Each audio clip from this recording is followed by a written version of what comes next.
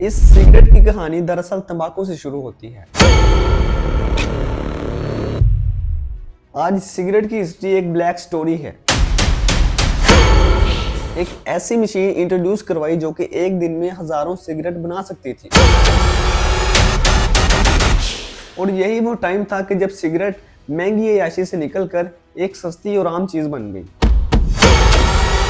फिर जिसके बाद वुमेन्स ने भी स्मोकिंग शुरू कर दी। लेकिन इस पॉपुलैरिटी के साथ ही सिगरेट के कुछ साइड इफेक्ट्स भी सामने आना शुरू हो गए।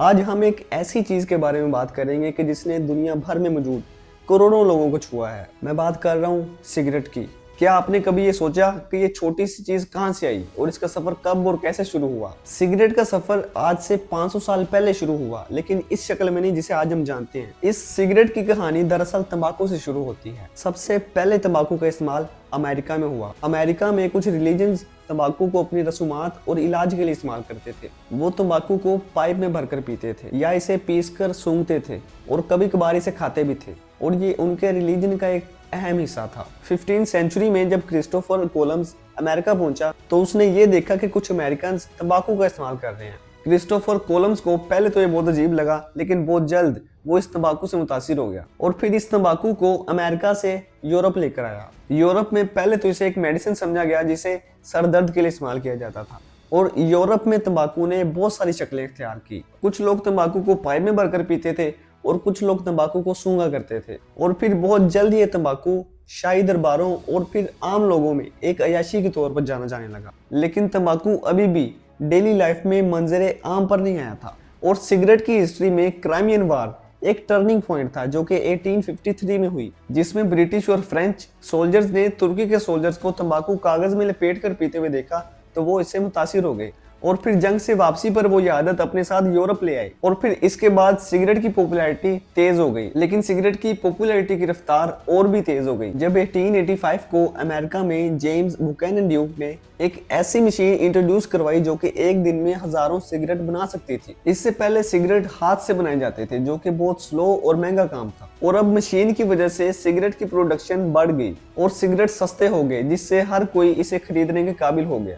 और यही वो टाइम था कि जब सिगरेट महंगी अय्याशी से निकलकर एक सस्ती और आम चीज बन गई। जेम्स बुकैनन ड्यूक ने इस मशीन को इस्तेमाल करते हुए अमेरिकन टोबैको कंपनी की बुनियाद रखी और इस सिगरेट को दुनिया भर में तेजी से फैलाया। 19वीं सेंचुरी सिगरेट का अरूज का जमाना था। 1914 में वर्ल्ड वार 1 और 1939 में वर्ल्ड वार 2 के दौरान सिगरेट सोल्जर्स के राशन का एक अहम हिस्सा बन गया। इसे मोटिवेशन बढ़ाने और स्ट्रेस को कम करने का एक आसान जरिया समझा जाता था। गवर्नमेंट और कंपनीज सोल्जर्स को फ्री या कम प्राइस पर सिगरेट सप्लाई करती थी, और फिर इस तरह सिगरेट मर्दानगी, बहादुरी और आज़ादी की अलामत बन गया। और फिर वार्स के बाद सिगरेट कंपनीज एडवर्टाइजमेंट के जरिए घरों तक पहुंच गई, जिनमें मूवी स्टार्स, स्पोर्ट्स प्लेयर्स और यहाँ तक के डॉक्टर्स को भी सिगरेट पीते हुए दिखाया जाता था, और कंपनीज ने स्मोकिंग को एक कूल और ग्लैमरस काम बना दिया था। फिर जिसके बाद वुमेन्स ने भी स्मोकिंग शुरू कर दी। लेकिन इस पॉपुलैरिटी के साथ ही सिगरेट के कुछ साइड इफेक्ट्स भी सामने आना शुरू हो गए। 1950 में साइंटिफिक रिसर्च ने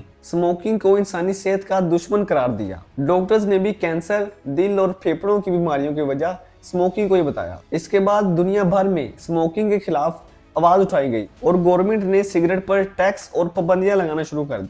आज सिगरेट की पैकिंग पर स्मोकिंग से होने वाले नुकसान के बारे में लिखा होता है और उसकी फोटो भी लगी होती है, और इसके बावजूद WHO की रिपोर्ट्स के मुताबिक 1.3 बिलियन लोग स्मोकिंग करते हैं। वो कंपनी जो कि 123 साल पहले बनाई गई और वो आज भी कायम है, और आज अमेरिकन टोबैको कंपनी की नेटवर्थ $64 बिलियन से भी प्लस है। और ये आप कमेंट्स में बताएंगे कि ये अमाउंट आपकी कंट्री के हिसाब से कितनी बनती है। ये कंपनी सिगरेट्स के अलावा निकोटीन पाउच और इलेक्ट्रॉनिक सिगरेट्स यानी कि पॉड या वेप वगैरह भी बनाती है। आज सिगरेट की हिस्ट्री एक ब्लैक स्टोरी है, और ये वो सफर था जो कि रस्मो रिवाज से शुरू होकर इंसानी जान का दुश्मन बना। और ये वो कहानी है कि जिसमें पहले तो धुआं है और फिर कभी ना छूटने वाली आदत।